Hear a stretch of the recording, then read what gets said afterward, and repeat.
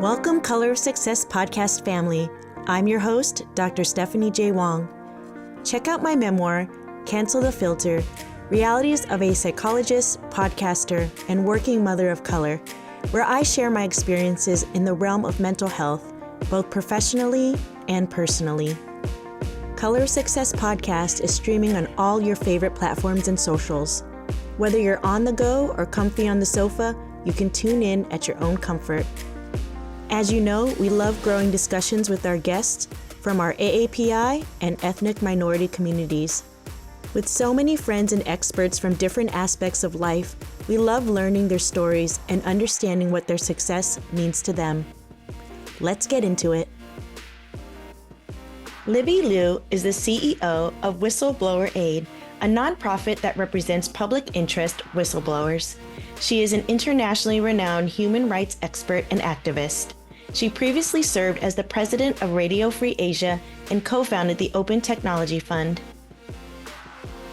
Libby, thank you so much for joining me today on the show, and I'm so excited to connect with you. Thanks so much. I'm really excited to be here. Well, you have an amazing journey of now being the CEO of Whistleblower Aid and the longest reigning president of Radio Free Asia. And so can you tell me a little bit about your experience with all of these different aspects and then becoming a CEO of this new organization? Sure. Thank you.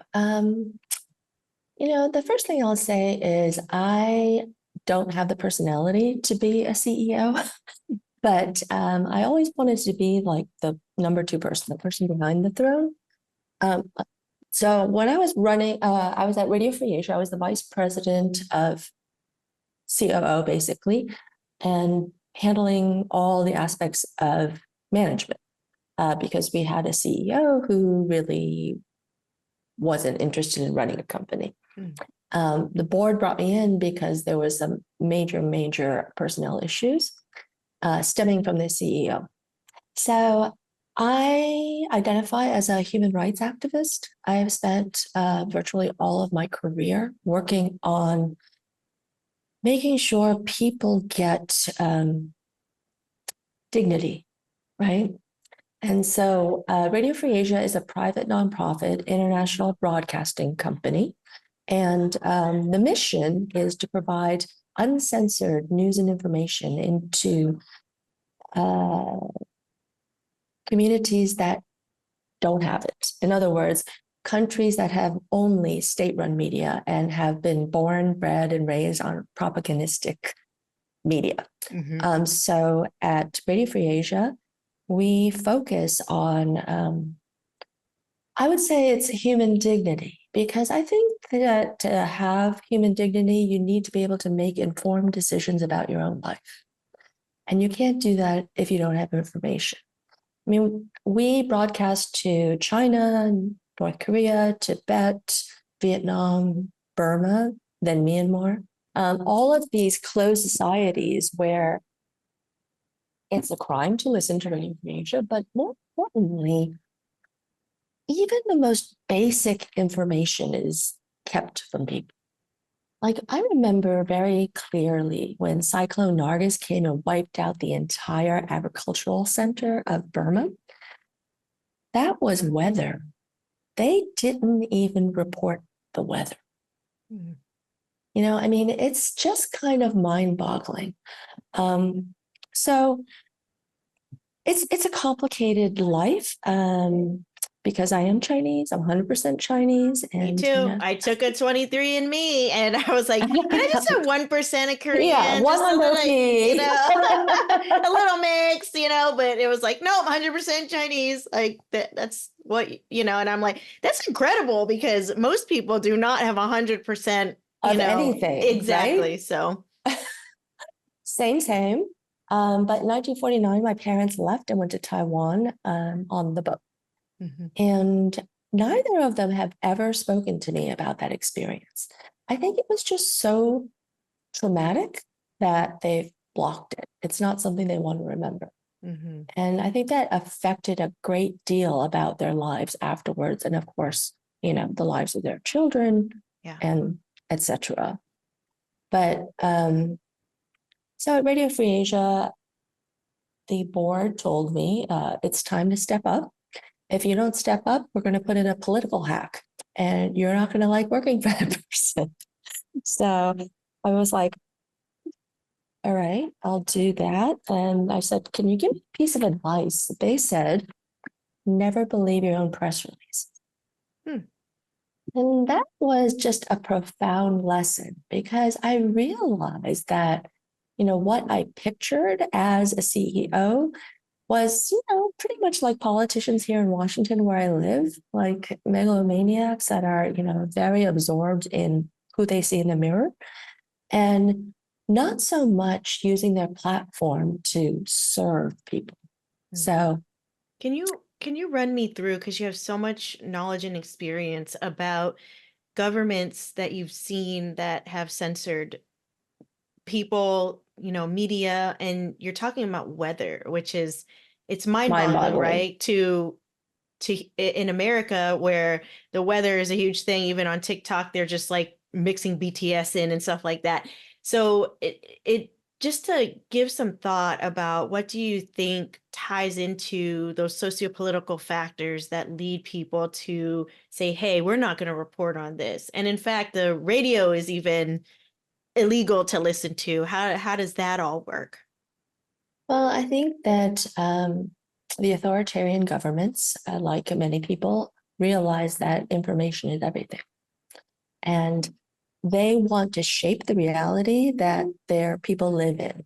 It's a lot like what we have now with social media, but, it's from the beginning of time. So they don't want people to be unhappy, disgruntled. They want people to think that the government is the best thing ever. I remember in North Korea, they had this unbelievably stupid propaganda where they showed a video of, when some guy walked on a tightrope between skyscrapers in New York? I don't remember that. Okay, so you're probably too young. So this happened, I don't know, 20, 30 years ago. And in North Korea, they played this clip and they said, this is what the government does to punish people. Okay. So they're the manipulation of footage. Yeah. Yeah. And, it's really significant since you are about to go to South Korea. For the longest time, North Korea was basically convincing its people that they had it much better than South Korea in every way, shape, and form. So there was a lot of propaganda about how awful life is in South Korea, and they should be grateful to live in North Korea, where, the Kim family is taking care of them, to the tune of starving 20% of the population, right? I mean, that's the reality. So what I think that we discovered in my sister organization, which is Radio Free Europe. Radio Free Europe was created to broadcast during the Cold War, and it's been credited with bringing down the Berlin Wall. And the reason is because truth resonates, and people, even if, people saw films from the West that were fiction, they didn't care about the story. They cared about the cars, the electricity, how many things are on the food shelves in the market. Those are the soft things that create truth because it resonates. Truth can be received by your senses. And so when you have the job of bringing truth into a society that's been, bred on propaganda, it's a very tricky act, right? We only can have native language speakers because if you hear something in an accent that's not yours, you're going to be like, oh, yeah, those people have no idea what they're talking about, right? You have to have the idioms, you have to have the reference points and the context for where your audience is coming from. And it makes a huge difference. I mean, I was there for 16 years. I was the longest serving head of an international media company. I led this internet freedom program for all of the international broadcasters. So the BBC and Deutsche Welle, Australian broadcasters, all of them, because we were facing the same digital challenge, right? The blocking the Great Firewall of China, all of that stuff. Mm-hmm. But it's really profound how courageous people are.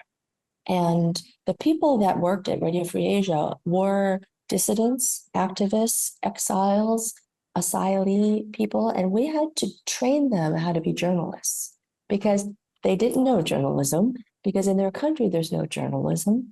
And so it was very difficult. But the through line between that job and this job is whistleblowing. Because if you're living in a society where the truth is against the law, then speaking the truth is whistleblowing. Mm-hmm. And the tactics that corporations use to silence whistleblowers are very similar to what authoritarian governments use. You know, they will squash you, they'll destroy your life, they'll take away your job, they'll attack you, disparage you, discredit you. All of those things are the same. So that's why Whistleblower Aid as a mission really spoke to me at this moment in time when democracy is under attack and we're living basically in a post-truth world. It's more important than ever. I mean, whistleblowers are the front line. There's no transparency or accountability without them. So that's the through line. And that was what I realized. I've had all of this experience, you know, protecting and finding ways to safely have people tell us the truth. And it's the same job. It's one person at a time. It sounds too that the mission really spoke to you to propel you into leadership. And often leaders are put in that position not because they're like, hey, I want to be in charge of this whole operation, but because like there's a need and a calling. And you mentioned in the beginning that, hey, I don't know if I'm the kind of person to be a CEO. What does that mean? Walk me through that from your perspective. Well, because being the CEO, especially of Radio Free Asia, means that you have to do a lot of public speaking, right? I mean, you have to do a lot of educating.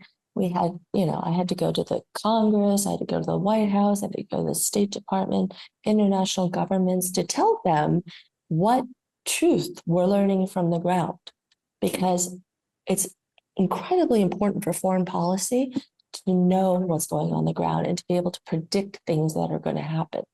Like we knew that Xinjiang was going to go the way it went very, very far ahead of the time. Radio Free Asia broke the story about the Xinjiang internment camps. And before that Xinjiang was going to be the experimental surveillance state for China. And, you know, all of those things happened because we're so close to the ground. The mission is everything to me. That's what my whole life's been about, is serving. And how have you coped with not liking public speaking? Because eventually you still have to do it. And I'm Oh my so God, it's grateful. terrible. I'm so grateful you're on the show because you told me in the beginning I have stage fright. And I'm like, don't worry about it. It's just me. And so, but I imagine that that's just so daunting because Oh, as it's a terrible. public figure, you're going to have to like get out there. All the time. And like this week, I was at the Collision Conference in Toronto on main stage in front of 50,000 people talking about, you know, how whistleblowers can be the early warning system for corporations instead of the enemy of a corporation. And I was there with the Boeing whistleblower, I mean, the living blowing whistleblower, I should say, who called out these safety issues. Yes. You know, and there's just, it's so foolish. And I think it is an early warning sign for companies that will be experiencing or responsible for huge disasters to see how they treat whistleblowers.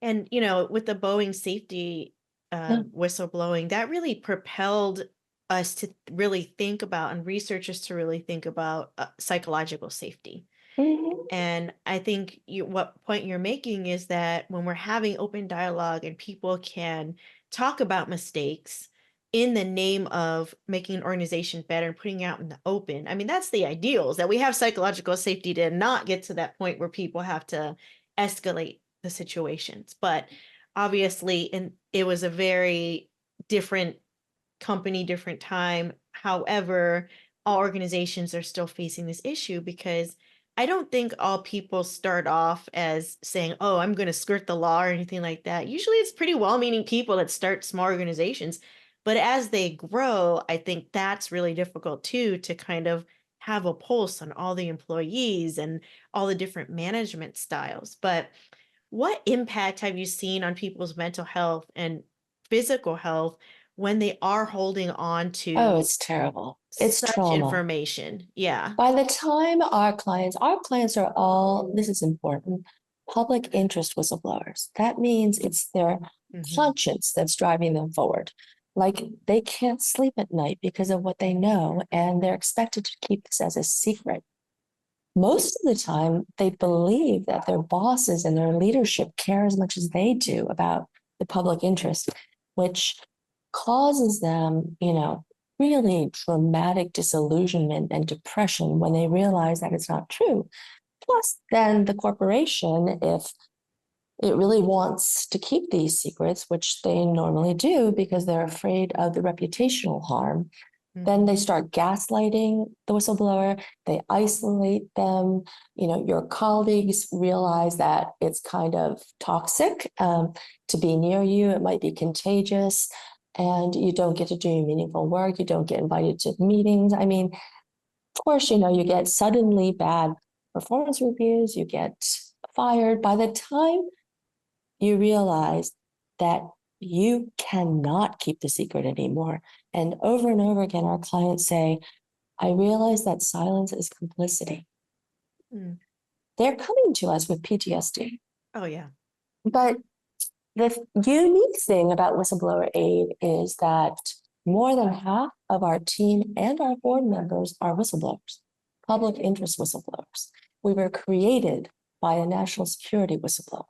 So we really understand the journey and we can help you navigate the journey. We can help you understand what to expect.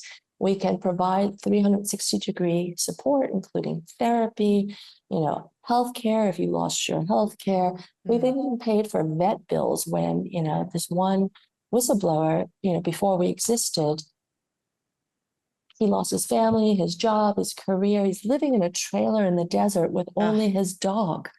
So, I got this outreach and they're like, hey, this guy, he blew the whistle on this important issue and his life was destroyed and his dog is sick. Can you help? And we're like, yeah, okay. Yes, I am not going to let this guy lose his last friend. Hmm. And So we yeah. it's a traumatic experience, whistleblowing.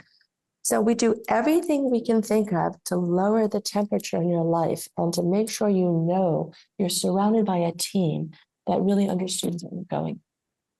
And, my colleague alerted me to institutionalized trauma, right? Is that you're in institutions and people can really do a lot of damage. I mean, most of our time is spent at work if you Mm-hmm. have a job. And whether or not you like the mission or not, you're spending 8 plus, most people now more than 8 hours at Mm-hmm. the job. And when you place a level of trust in leadership or a level of trust for even having realistic expectations of how people should treat you, and that doesn't happen, it can become very mentally stressful and Oh, damaging. it's terrible. I mean, almost half of our clients have had some kind of breakdown.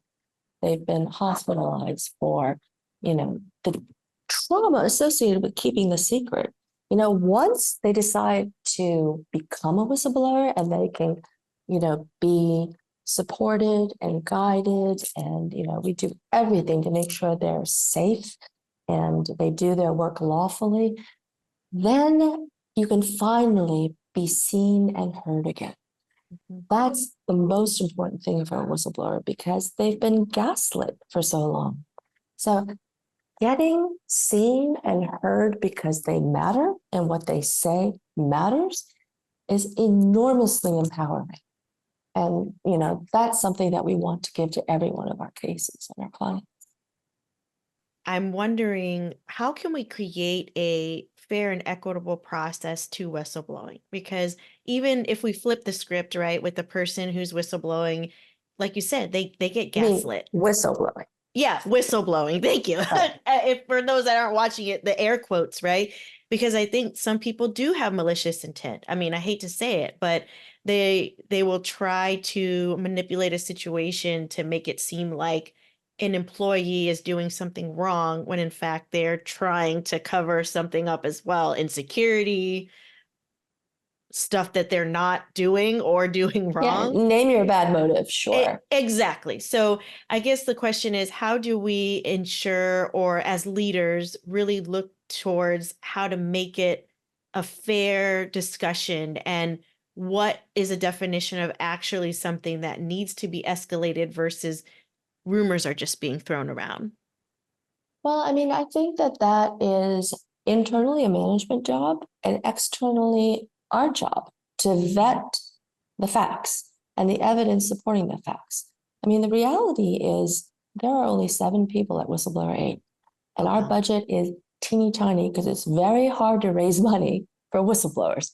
Yeah. People don't really like whistleblowers. But so we can only actually take about 10% of the cases that we want to. So that's, maybe a fraction of everything that comes through the door. Right. We have to go through a very diligent vetting process. We have to, talk to the client, listen to their story, stress test the story, look at the evidence, look at what the corporation is saying or doing. All of that has to go into play before we decide that we're going to accept a case. And, it's something that we've gotten very good at, again, because most of us are whistleblowers. So you have a really good gut for the truth versus an agenda. So, walk me through though when someone comes and to the whistleblower aid, and how you guide them through these resources, because I imagine they're really scared. They don't have much trust in systems or Yeah. people in general. Yeah. So Especially how after what they've been through. exactly, how do you build rapport, and how do you help them kind of face and go through the issues versus, avoid them, which, like you mentioned, living in a trailer in isolation with your dog is extreme isolation for, practical reasons at that point. But Yeah. And when I took this job in 2020, 2021, I don't remember now. It's been so fast. It was the year that we brought Frances Haugen out with the Facebook files. So I'm guessing 2021. My goal was to destigmatize whistleblowing because at that time, as it is still in most of the world, whistleblowers are treated as traitors or rats. People don't like whistleblowers. But in fact, public interest whistleblowers are heroes. They're not doing this for attention or money. Their lives are literally on the line. So there's a fair percentage of our work where we tell a client, we don't think you should do this. hmm, for your Maybe safety. for your safety, your circumstances, the strength of your evidence is not compelling enough. The likelihood of achieving the social impact you're shooting for is too little. There are a lot of factors that go into whether or not we can do this. And it's not so much anonymity or the ability to identify, because fully 50% of our work is done with anonymous whistleblowers, because there are legal ways to make that happen. But it's really a matter of what's best for the client and the thing the client cares about. What's the public interest issue, right? When Frances came out, she came out because she was scared that there would be another Rohingya, there'd be another Ethiopia, and there was nothing in the company that was happening to make her believe that wouldn't happen, right? The decisions that the leadership were making were counter to the public interest, and she was scared. So if that's what's bringing you out, how are we going to move the needle on that, right? So, in her case, we really look to regulatory reform and, to educate on so many things. I mean, she brought tens of thousands of documents out, including all of the stuff on child and teen harm on Instagram, right? Mm-hmm. So, we tried to target those issues and the documents supporting those issues to the audiences that needed them, right? So people who are interested in kids' online safety, we brought her there to testify with those documents, and a specific whistleblower disclosure. We wrote 15 of them for different subjects that were revealed in the documents. So I think that was a watershed moment for public interest whistleblowing. So you mentioned that, we're trying to protect our democracy, and these are our personal and professional opinion. So how do you think that we can protect our democracy given the upcoming election and just the way that media has changed over the years? Yeah, I think it's extremely problematic. And it's really important for Whistleblower Aid. We represented the anonymous whistleblower, the Ukrainian whistleblower that led to the first impeachment of Trump. And, we have represented probably a dozen people that testified in front of the January 6th committee. We are gearing up because the pillars of this particular political system is based on, three pillars: the judiciary, the executive branch, and the legislative branch. And more, I think that what we've seen is through whatever means, be it pressure or, other things, the executive branch has been weaponized. And I'm worried about this trend. So I want to make sure that federal employees, I'm talking about the civil servants, right? Because every time an administration comes in, there's new leadership, which is fine, right? The leadership can reflect the priorities of the administration, which was fairly elected into leadership. But it's the next tier of people that have been working in the agencies and understand, what is and isn't correct, legal, compliant, with regulations, etc. And those are the people that had to come forward in the past, from whichever administration you can think of, to reveal what was happening inside the government. And if our three branches of government become non-functional in their, original mission, we're going to have a problem with the democracy. Mm-hmm. I mean, that's why there are three branches of the government in the first place, because they're supposed to be checks and balances against each other. So until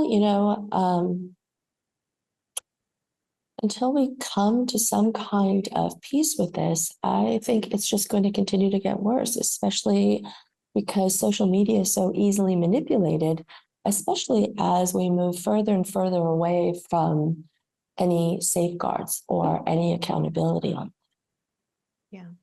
Well, it's interesting because there is that contrast between not reporting anything, like you said, in certain situations and certain countries, and then having this saturated media coverage. And it's really hard to understand what's facts, what's in the middle, what's, absolute Do you lies. think And so, people care about facts? it's that's a I don't want to be all or nothing about that. That's questionable sometimes. Let's just say that. I mean, I think it's really interesting that I was at some event once, and there was this guy there that won the Nobel Prize in physics. And some guy just came up to him and said, I think you're completely wrong. You don't know what you're talking about. And he's like, really? Can I ask what you do? And the guy said, yeah, I'm an electrician. And this guy said, okay, that's great. I don't know anything about electricity except when I flip the switch, my light comes on. And I certainly wouldn't question what you, an expert on electricity, could tell me about how that works. It's really interesting to me that you think that you know more about my teeny tiny area of expertise than I do. And the guy was like, well, I read it on the internet. It must be true. Mhm. Yeah. And I think it's hard because like we try to teach our kids to be critical and think about it, but it's really hard because, they're getting fed these 20-second pieces of information and they're very Short young. attention spans. Yeah, exactly. And so they're not taught to filter it out. So it is an ongoing conversation to say my husband's favorite line, not everything on the internet is true. So like it's Especially when you can customize it, right? And create exactly your the own algorithm. bubble. Exactly. Well, Libby, where can people learn more about their organization and how to get connected more so with the content Oh, or the well, they policies? can come to our website. It's whistleblower.org. On the site are, case studies, all kinds of information, as well as how to do an inquiry with us. We call them inquiries when people contact us and they're like, I saw something that was really, really bad, and I just need some advice. Yeah. And, if we can't take your case, but it's a really important case, we will matchmake you with someone else that can do it because it's just so important for transparency and accountability. I think that I am a result of generational trauma, and it's been very, very difficult for my parents to trust the rule of law and the government. And so I just really want to create a world where we do have transparency and accountability so that the public is aware of the reality that they live in and they can make the right decisions for themselves. Yes. Very well said. Well, thank you so much for spending time with me. And I hope we both enjoy our trips to South Korea. Oh my God, And I'm so excited for you.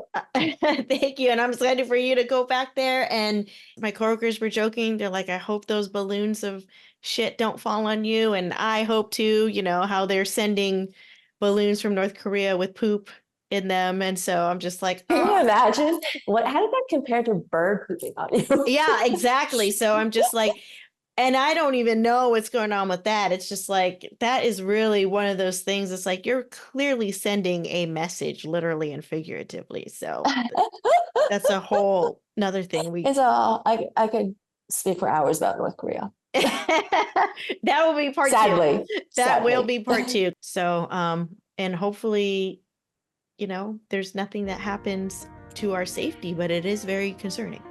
It is very concerning. Yeah. All right. You take care and have safe travels. Thank you so much, Libby. And I'm so happy to have connected. Thank you for listening. We would love for you to subscribe to the podcast and join our community on all our socials at colorsuccesspodcast.com. Looking forward to you checking out my memoir, Cancel the Filter, Realities of a Psychologist, Podcaster, and Working Mother of Color on Amazon and wherever books are sold. I'd love to hear your Cancel the Filter moments.